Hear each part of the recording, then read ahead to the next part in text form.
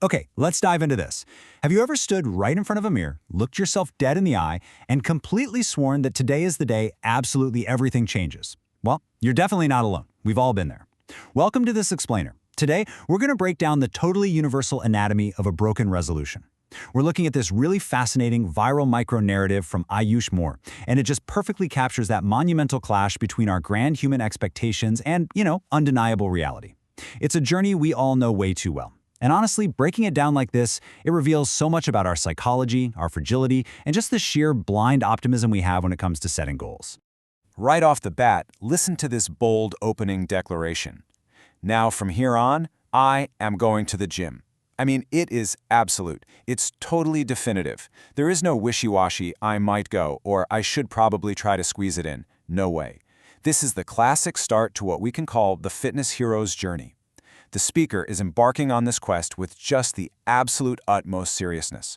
It's this massive declaration of intent, drawing a giant line in the sand right between the old, lazy self and the brand new, heavily disciplined self. You can literally feel the unwavering conviction radiating from just this single sentence. Phase 1. The Grand Gym Resolution. And this brilliantly illustrates exactly what that new, sanitized lifestyle looks like in the mind of the resolute. The idealized morning routine. Waking up super early and demanding honey water. Notice how hyper-specific this is? It's not just grabbing a glass of tap water, it's demanding the ultimate stereotypical symbol of health and wellness discipline. It's this complete, immediate rejection of the past. The underlying expectation here is that sheer willpower is going to be enough to instantly rewrite years of ingrained human habit. In this early phase, honey water isn't just a drink. It's like a magic elixir. It signals to the world, and honestly to yourself, that your life is now perfectly structured and totally under control.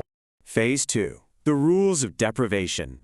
Just look at the sheer weight of these dietary bans. The speaker declares they won't eat refined flour at all, won't eat rice, won't even have dinner at night. It is a total all-or-nothing mindset, where the rules literally have to be extreme just to match the grandiosity of that initial gym declaration. And the list just keeps growing, right? The restrictions tighten. No flour, no rice, no evening meals whatsoever. The pressure is mounting instantly. It's this rapid-fire elimination of joy, a complete eradication of comfort foods, all executed with the terrifying, totally unsustainable energy of someone who genuinely believes they can survive purely on sheer motivation and oxygen. Now, what's really interesting about this slide is the sheer chaotic escalation of these verbatim rules. Won't eat the solution to the problem, won't eat swords. Yeah, you heard that right. In the total frenzy of outlawing every conceivable bad habit, the speaker spirals into absolute absurdity. Without adding any outside context whatsoever, we are basically watching a psychological breaking point happen in real time. The restrictions get so extreme, so completely divorced from reality, that they cross over from basic dietary planning into literal surrealism. I mean, you're banning yourself from eating swords. The internal logic is completely, fabulously unraveling right before our eyes. Let's move to and see how this spills into Phase 3, the immediate downfall. So, after all those intense declarations, after aggressively banning rice and dinner and, well, literal swords, a simple, totally innocent question just floats into the air. So what's made for breakfast today? Just let that hang there for a second. That right there, that is the exact sound of the hero's journey hitting a solid brick wall. It is the ultimate cliffhanger. That grand, serious monologue of unbreakable discipline is instantly punctured by the most human, instinctual inquiry possible. And honestly, we all know exactly what's about to happen next. So the crucial point is this spectacular collision. On one side, you have the expectation, honey water, light, disciplined, pure, restrictive. And on the other side, the reality, a deeply rich, gloriously deep-fried plate of spicy chickpeas and bread, chole bhatura. The contrast is just magnificent. It's not some minor slip-up. It is a complete 180-degree turn from the strictest diet imaginable to literally one of the most delightfully indulgent meals possible. That towering fortress of discipline doesn't just crack a little bit. It is completely and immediately obliterated by a single, irresistible breakfast. And how exactly does our speaker process this monumental immediate defeat? With a brilliant, totally out-of-nowhere quote, "Voices do politics." The narrative just completely collapses into this hilariously resigned, nonsensical final line.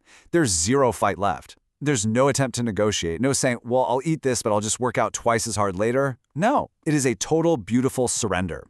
The human mind simply short-circuits in the face of immense temptation, completely abandoning the gym goal and pivoting to literal nonsense just to avoid facing the reality of the broken resolution. Which leaves us with the ultimate question. Does human willpower ever really stand a chance against a hot, fresh plate of chole bhature? I mean, think about your own broken resolutions for a second. How often have we built massive, towering expectations only to have them instantly dismantled by the simple, comforting reality of our favorite indulgences? The fragility of our discipline is a truly universal experience. And maybe, actually, scratch that, definitely, understanding how quickly our brains can go from honey water to chole bhatura is the very first step to setting goals we can actually keep. Or at the very least, it teaches us to just laugh at ourselves when we inevitably surrender to the breakfast table. Thank you so much for diving into this explainer with me today. And hey, I challenge you to observe your own expectation versus reality this week.